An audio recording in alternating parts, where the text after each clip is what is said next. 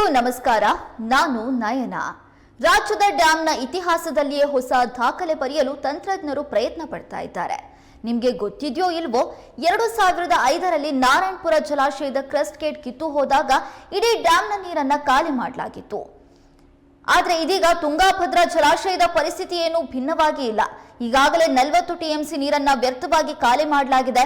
ಉಳಿದಿರೋ ನೀರನ್ನ ಉಳಿಸಿಕೊಳ್ಳೋದ್ರಲ್ಲಿ ತಂತ್ರಜ್ಞರ ತಂಡ ನಿರತವಾಗಿದೆ. ರಭಸವಾಗಿ ಹರಿತಾ ಇರುವಂತಹ ನೀರಿಗೆ ಕ್ರಸ್ಟ್ ಗೇಟ್ ಅಳವಡಿಕೆ ಮಾಡೋದು ಸುಲಭದ ಮಾತಲ್ಲ. ಇಂತಹ ಉದಾಹರಣೆಗಳು ನಮ್ಮ ರಾಜ್ಯದಲ್ಲಿ ಇಲ್ಲ. ಆ ರೀತಿಯ ತಂತ್ರಜ್ಞಾನದ ಬಳಕೆ ಮಾಡೋದು ದೂರದ ಮಾತು. ಆದ್ರೂ ದುಸ್ಸಾಹಸಕ್ಕೆ ತಂತ್ರಜ್ಞರು ಕೈ ಹಾಕಿದ್ದಾರೆ. ಕಿತ್ತು ಹೋಗಿರುವ 19ನೇ ಕ್ರಸ್ಟ್ ಗೇಟ್ ಸ್ಥಳದಲ್ಲಿ ತಾತ್ಕಾಲಿಕ ಗೇಟ್ ಅಳವಡಿಕೆ ಮಾಡಲಾಗ್ತಾ ಇದೆ. ಇದು ಯಶಸ್ವಿ ಆಗುತ್ತಾ ಅನ್ನುವಂಥದ್ದೇ $1 ಮಿಲಿಯನ್ ಪ್ರಶ್ನೆಯಾಗಿದೆ.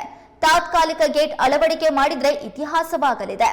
ಹಾಗಾದ್ರೆ ಗೇಟ್ ಅಳವಡಿಕೆ ಕಾರ್ಯ ಹೇಗ್ ನಡೀತಾ ಇದೆ, ಯಾವ ರೀತಿಯಾಗಿ ಅಳವಡಿಕೆ ಮಾಡ್ತಾರೆ, ಟನ್ಗಟ್ಟಲೆ ತೂಕವಿರುವಂತಹ ಕಬ್ಬಿಣದ ಗೇಟ್ಗಳು ಡ್ಯಾಮ್ ಗೋಡೆಗಳಿಗೆ ತಾಕಿದ್ರೆ ಏನಾಗುತ್ತೆ, ಈ ಕುರಿತ ಸಂಪೂರ್ಣ ಮಾಹಿತಿಯನ್ನ ನಾವು ನಿಮ್ಗೆ ಕೊಡ್ತೀವಿ. ತುಂಗಾಭದ್ರಾ ಜಲಾಶಯ ಇಡೀ ದೇಶದಲ್ಲಿಯೇ ಚರ್ಚೆಗೆ ಗ್ರಾಸವಾಗುವಂತೆ ಮಾಡಿದ ಜಲಾಶಯ. ಕಾರಣ 19ನೇ ಕ್ರಸ್ಟ್ ಗೇಟ್ ಕಿತ್ಕೊಂಡು ಹೋಗಿದೆ. ಜಲಾಶಯದ ಒಳಹರಿವು ಕೂಡ 30,000 ಕ್ಯೂಸೆಕ್ಗೂ ಅಧಿಕ ಪ್ರಮಾಣದಲ್ಲಿ ಇದೆ. ಹಾಗಾಗಿ ರಭಸವಾಗಿ ಹರಿಯುವ ನೀರನ್ನ ತಡೆಯೋದು ಹೇಗೆ ಅನ್ನುವ ಪ್ರಶ್ನೆ ಇಂಜಿನಿಯರ್ಗಳ ಮುಂದೆ ಇದೆ. ಅದೇ ಕಾರಣಕ್ಕೆ ಹಗಲಿರುಳು ತಂತ್ರಜ್ಞರ ತಂಡ ಡ್ಯಾಂನಲ್ಲಿಯೇ ಬೀಡು ಬಿಟ್ಟು ಕಾರ್ಯಾಚರಣೆಯನ್ನ ನಡೆಸ್ತಾ ಇದೆ. ಈ ಬಾರಿ ತುಂಗಾಭದ್ರಾ ಜಲಾಶಯ ಕೂಡ ಭರ್ತಿಯಾಗಿ ಭಾರಿ ಪ್ರಮಾಣದಲ್ಲಿ ನದಿಗೆ ನೀರನ್ನ ಹರಿಸಲಾಗ್ತಾ ಇತ್ತು. ಇದೇ ಸಂದರ್ಭದಲ್ಲಿ ಜಲಾಶಯದಲ್ಲಿ ಒಂದು ಅವಘಡ ನಡೆದೇ ಹೋಯಿತು. ಅದುವೇ ಜಲಾಶಯದ 19ನೇ ಕ್ರಸ್ಟ್ ಗೇಟ್ ಮುರಿದು ಹೋಗಿರುವಂತದ್ದು. ಕ್ರಸ್ಟ್ ಗೇಟ್ನ ಎಡಭಾಗದ ಚೈನ್ ಲಿಂಕ್ ಮುರಿದು ಹೋಗಿ ಗೇಟ್ ಕೂಡ ಕೊಚ್ಕೊಂಡು ಹೋಗಿತ್ತು. ಈ ಹಿನ್ನೆಲೆ ಜಲಾಶಯದಿಂದ ಅಪಾರ ಪ್ರಮಾಣದ ನೀರನ್ನ ಹೊರಬಿಡಲಾಗಿತ್ತು.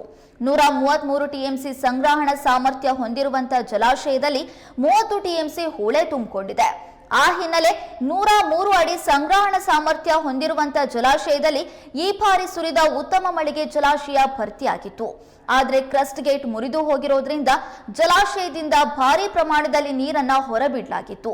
ಸದ್ಯ ಜಲಾಶಯದಲ್ಲಿ 70 ಟಿಎಂಸಿ ಅಷ್ಟು ನೀರು ಮಾತ್ರ ಬಾಕಿ ಇದೆ.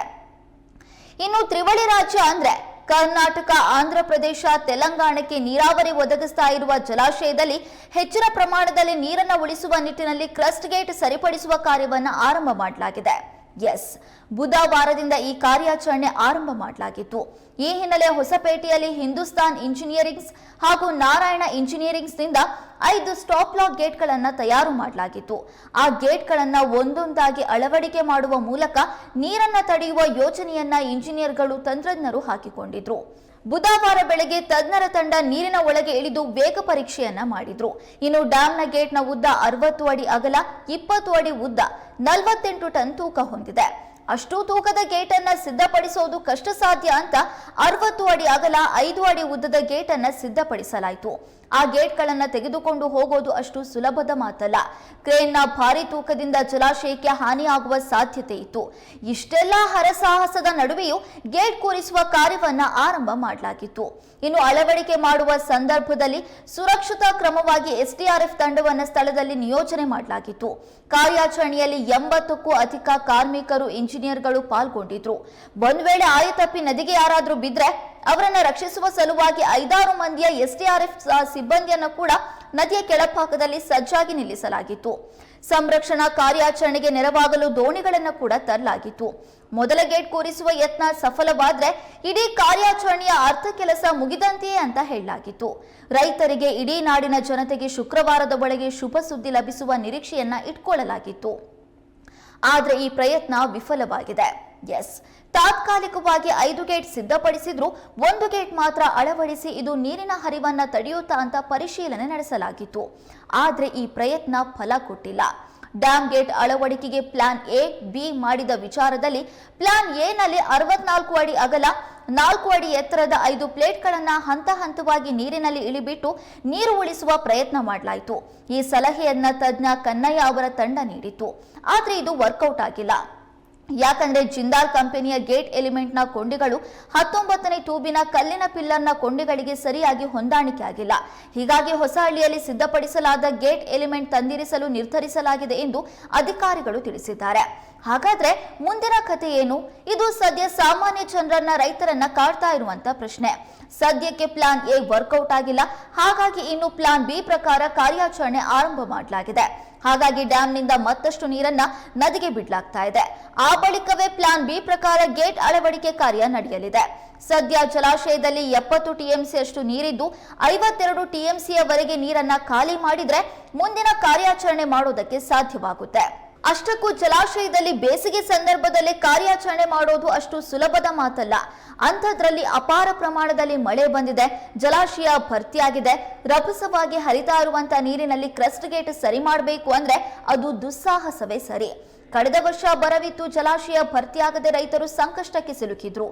ಆದ್ರೆ ಈ ವರ್ಷ ಉತ್ತಮ ಮಳೆಯಾಗಿಯೂ ನೀರನ್ನು ಉಳಿಸಿಕೊಳ್ಳೋದಕ್ಕೆ ಸಾಧ್ಯವಾಗದೇ ಇರುವಂತದ್ದು ಕೈಗೆ ಬಂದ ತುತ್ತು ಬಾಯಿಗೆ ಬರದಂತೆ ಆಗಿದೆ. ಜಲಾಶಯ ಭರ್ತಿಯಾದ್ರೆ ಈ ಭಾಗದ ರೈತರು 2 ಬೆಳೆಯನ್ನ ಬೆಳೀತಾ ಇದ್ರು.